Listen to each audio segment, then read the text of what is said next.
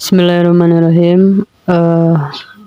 Kami dari kelompok 8 akan menjelaskan tentang perencanaan data mining. Kelompok 8 ini terdiri dari saya sendiri, Selvia Amalia, lalu ada Febrina Melati, ada Ahmad Nur Fauji, ada Devi Muhammad Ramdhani, dan Muhammad Herdiansyah. Nah, dari perencanaan ini kita terbagi kepada 5 step. Yang pertama, menelaah masalah yang dikaji. Kedua, dataset studi kasus. 3, algoritma pada studi kasus. 4, ketepatan dan kesesuaian hasil. Dan terakhir ada contoh implementasi dari pembahasannya. Nah, untuk menelaah masalah, sebelum kita punya solusi, otomatis kita pasti punya masalahnya dulu. Gimana caranya kita menelaah masalahnya, gimana caranya kita untuk bisa tahu nih kira-kira solusi apa yang tepat untuk menyelesaikan permasalahannya. Nah, di sini contoh permasalahannya itu adalah bagaimana cara melihat kategori mana dengan kontribusi terbesar agar toko dapat memberikan strategi pemasaran yang lebih tepat. Maksudnya kayak gini, ketika kalian ke supermarket, pastikan ada beberapa barang yang kalian pengen tuh tidak tersedia. Nah, itu tuh menjadi salah satu permasalahan dalam supermarket. Gimana nih caranya si barang tuh selalu tersedia gitu. Jadi kan ini contoh permasalahannya tuh bagaimana cara melihat kategori mana dengan kontribusi terbesar. Maksudnya kontribusi terbesar ini adalah si sales yang paling besar. Kalau misalnya salesnya yang paling besar, otomatis yang cepat habis dong di toko tuh. Nah, ketersediaan barang yang di toko tuh harus berapa lama sih kita buat refillnya gitu. Nge-refillnya tuh harus dalam 1 jam, setiap 1 jam kah, atau setiap 2 jam kah, untuk si kategori-kategori tersebut. Jadi ketika dibagi-bagi atau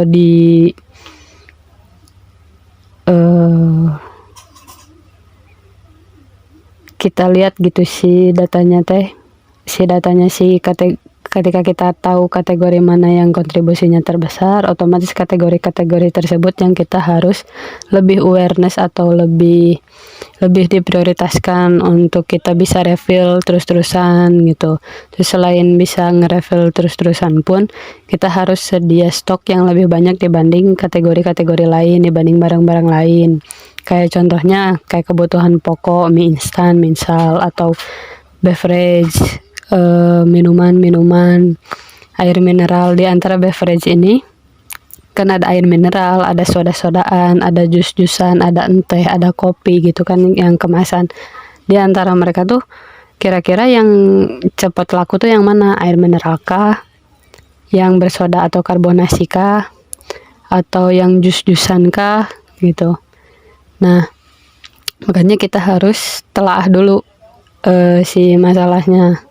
Kira-kira solusi apa nih yang paling cocok untuk permasalahan yang kita butuhkan gitu. Dan solusinya pun bisa disesuaikan, karena kan tadi banyak ya, maksudnya dari hanya sekedar tahu kontribusi terbesar, dari kategori kontribusi terbesar kita bisa tahu banyak hal. Contohnya ketika kita tahu ternyata kategori mihan nih dengan kontribusi terbesar tuh di antara kategori-kategori lainnya, misal, otomatis si mie tuh harus lebih tersedia lebih banyak dibanding yang lain kan. Tadi harus tersedia lebih banyak dari yang lain. Terus harus cepat buat direfillnya. Nah, untuk ngerefill mie tuh apakah di toko, kan toko tuh banyak ya, maksudnya ada yang kecil ada yang besar. Yang kecil tuh apakah cukup cuman dijaga 1 orang, maksudnya dijaga 1 orang teh fokus untuk ngerefill si produknya teh, apakah bisa untuk 1 orang doang atau untuk 2 orang itu kan Dari situ juga kita bisa tahu, ternyata dari sekedar tahu kategori mana yang cepat habis, atau dari sekedar tahu barang apa aja yang cepat habis, kita tahu seberapa banyak orang yang harus ada di toko untuk stay cuma buat nge-refill doang gitu. Adapun kalau misalnya kita tahu kategori yang kontribusinya minim, yang sangat kecil, nah kita pun pasti harus mencari solusinya dong, gimana caranya biar nggak minus ke kitanya atau ke tokonya teh. Gimana caranya nggak minus? Ya itu paling apakah kita ngambil promo-promoan. Jadi kan kalau kalian ke supermarket, minimarket, itu suka ada promo buy one get one atau buy two get one, atau yang di bandit atau tebus murah. Jadi beli dalam sekian ribu terus dapat apa gitu. Misalnya misalnya beli barang dalam jumlah 350.000 dapat mug atau dapat gelas cantik gitu kan ada. Nah, bisa aja si 350 itu teh dikhususkan untuk barang yang kontribusinya minim. Jadi ada syarat-syarat tertentu yang misal nih, kan tadi saya bilang pembelanjaan 350.000 dapat mug cantik gitu kan, atau dapat gelas cantik. Nah, bisa aja sih kriteria untuk 350.000 itu teh dikhususkan atau diharuskan dengan kategori yang minim. Kayak misal kategori yang minim tuh apa ya,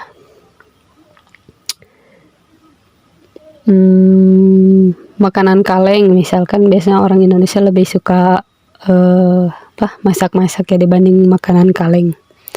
Terutama keluarga saya tuh paling kurang suka makanan kaleng itu. Misal ternyata makanan kaleng tuh kurang kontribusinya. Nah, si 350.000 itu teh diwajibkan ada makanan kaleng, itu kan bisa aja gitu. Jadi harus banget kita telaah dan harus kita bener-bener tahu gitu permasalahannya apa yang mau kita angkat, si permasalahannya tuh apa gitu kan. Ini mah hanya dikhususkan untuk mencari kategori mana yang kontribusinya terbesar dari yang terkecil hingga terbesar aja gitu dari materi ini mah gitu. Tapi kan ternyata kalau ditelaah lebih dalam lagi, cuman untuk melihat kategori ini pun kita bisa tahu permasalahan-permasalahan lain atau solusi-solusi lain yang bisa kita ambil gitu. Nah, selanjutnya di sini ada dataset. Dataset ini akan dijelaskan oleh rekan saya bernama Febriana Melati. Untuk waktu dan tempat saya persilahkan. Pada materi yang disampaikan sekarang terdapat dataset mentah sebuah perusahaan retail dengan masalah bagaimana cara melihat kategori mana dengan kontribusi terbesar agar toko dapat memberikan strategi pemasaran yang lebih tepat sasaran. Di sini disediakan juga ya untuk dataset yang bisa diakses oleh umum, lebih tepatnya bisa dibuka di halaman website ini. Nanti muncul ada beberapa data yang disediakan dalam platform Google dari beberapa perusahaan.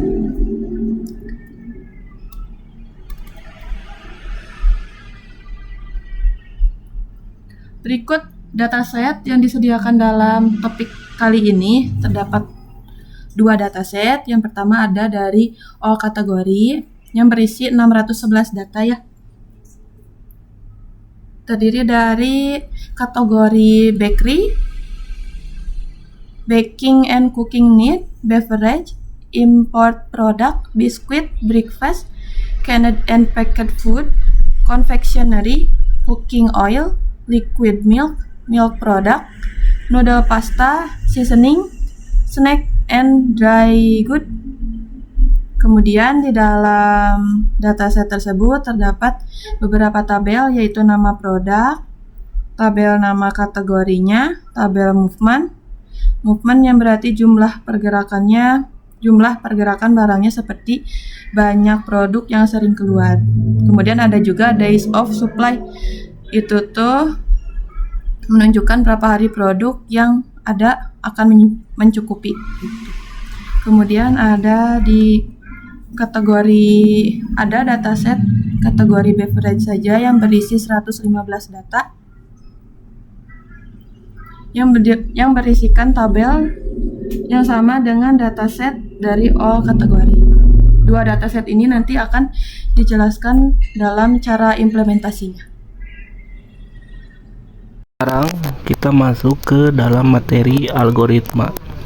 Dalam materi algoritma terdapat beberapa metode. Yang pertama, klasifikasi, yang kedua clustering, yang ketiga asosiasi, dan yang keempat regresi. Pada studi kasus kali ini kita menggunakan metode clustering K-means. Kenapa kita menggunakan K-means? Karena algoritma ini sangat cocok digunakan ketika kita ingin membagi data ke dalam kelompok-kelompok berdasarkan kemiripan.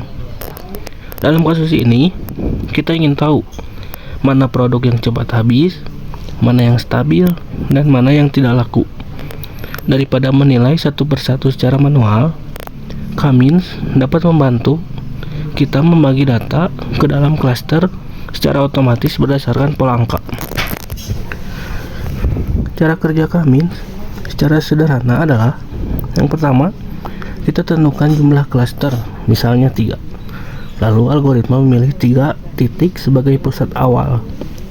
Selanjutnya, setiap data akan dihitung jaraknya ke sentroid dan masuk ke dalam terdekat.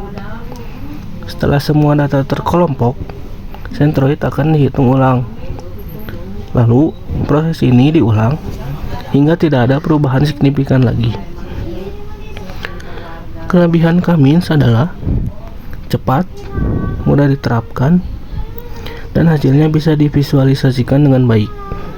Tapi K-means juga mempunyai kekurangan, yaitu harus menentukan jumlah klaster di awal, sensitif terhadap outlier, dan hasil bisa berbeda jika sentroid awal berbeda.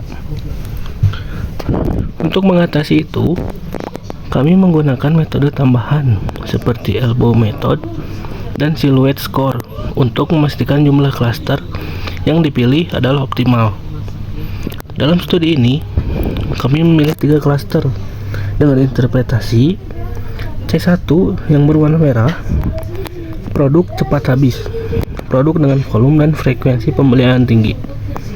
C2 berwarna biru, yaitu produk tidak laku, produk yang hampir tidak ada pergerakan penjualannya. Dan yang ketiga, C3 yang berwarna hijau, produk stabil, produk dengan performa moderat namun konsisten. Lalu hasil dari K-means ini nantinya menjadi dasar untuk strategi implementasi yang lebih tajam lagi. Baik, di sini saya akan mengimplementasikan algoritma K-means pada data penjualan. Di sini kami sudah memiliki data yang sudah difilter dan dirapihkan. Dari data ini, kolom-kolom yang akan kami gunakan sebagai input untuk algoritma yaitu kolom movement dan day of supply. Kolom movement menggambarkan seberapa cepat sebuah produk terjual. Semakin besar angkanya, maka semakin cepat terjual. Kolom day of supply adalah estimasi berapa hari lagi stok yang ada saat ini akan habis dengan asumsi laju penjualan tetap sama. Langsung saja kita praktekkan. Di sini kita menggunakan widget file dulu untuk memuat filenya. Kemudian menggunakan widget select column. Untuk fitur, kita akan menggunakan day of supply dan movement.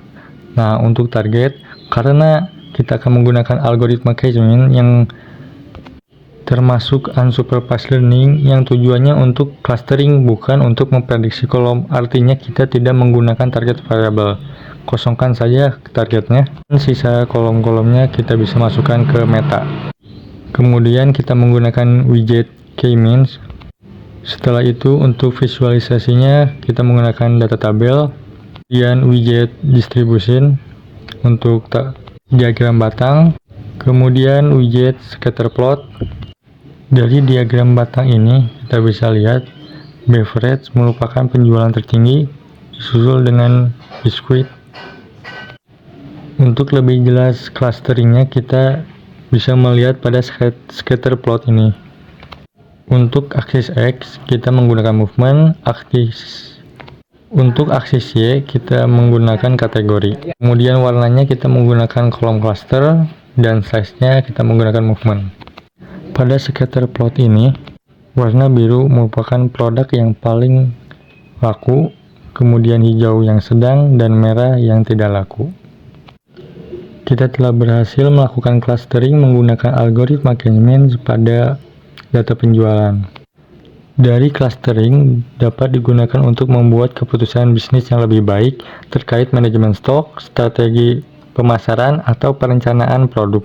Misalnya, klaster produk C1 dengan pergerakan tinggi dan pasokan rendah ini membutuhkan perhatian khusus dalam pemantauan stok untuk mencegah kehabisan.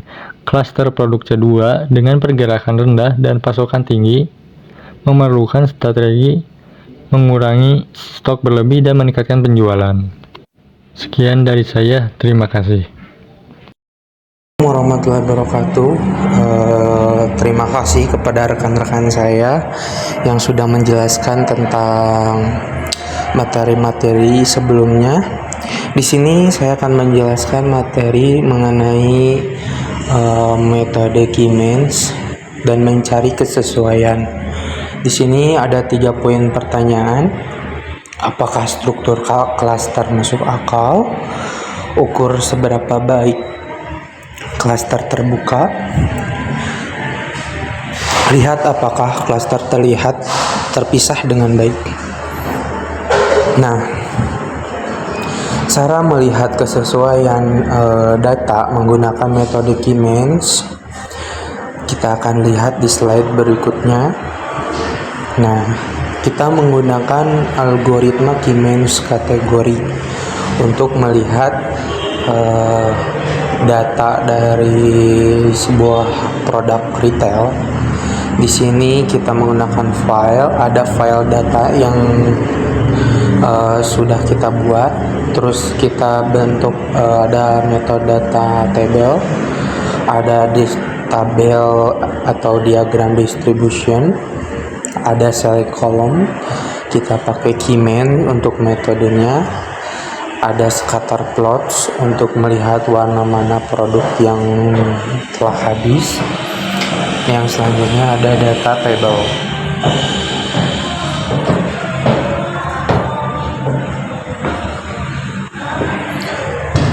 Nah, di sini ada tabel distribusi.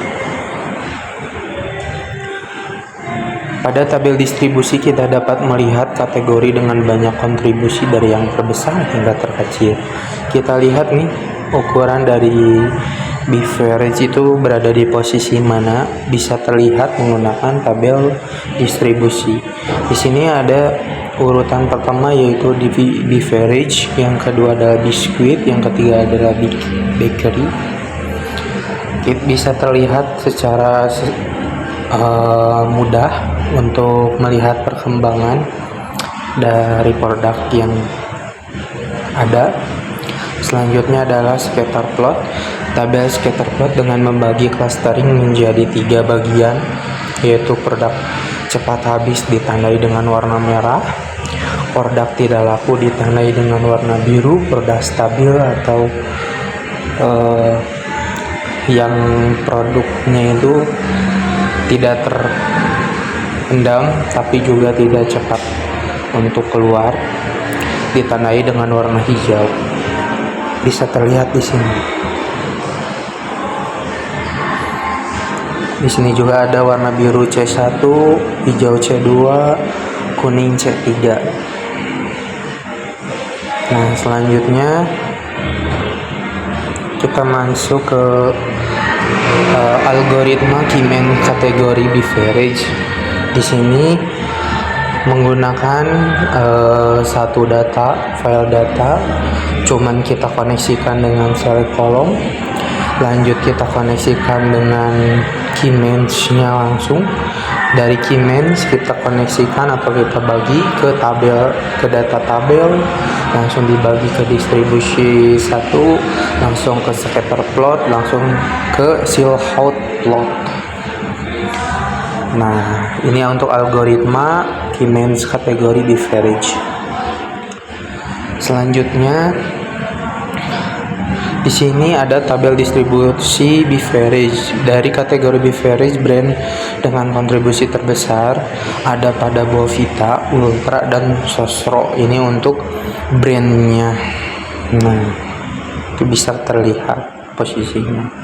Lanjut kita lihat scatter plots beverage. Ada tabel scatter plot dengan membagi clustering menjadi 3 bagian, yaitu produk cepat habis dengan warna merah, sama produk tidak laku adalah biru, produk stabil adalah hijau. Nah, kesimpulannya, melalui metode Keymanage clustering, produk berhasil dikelompokkan menjadi 3. Produk bisa terlihat kesesuaian data dengan stok produk keluar atau produk masuk juga, mana yang lebih tinggi itu bisa terlihat. Yang pertama, produk cepat habis C1, pergerakan tinggi stok habis. Produk tidak laku C2, pergerakan rendah stok lama habis. Yang ketiga, produk stabil C3, pergerakan dan stok seimbang dari kategori beverage brand seperti Bournvita, Ultra, dan Sosro. Memberikan kontribusi tertinggi. Hasil clustering membantu toko dan menyusun strategi pemasaran yang lebih tepat. Optimasi stok, promosi produk lambat, dan menjaga kestabilan produk utama. Nah, begitu kesimpulan dari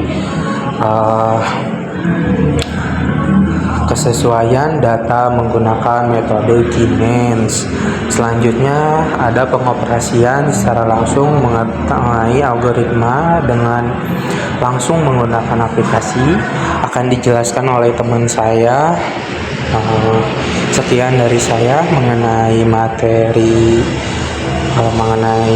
tentang kesesuaian menggunakan metode Keymanage kategori. Assalamualaikum warahmatullahi wabarakatuh.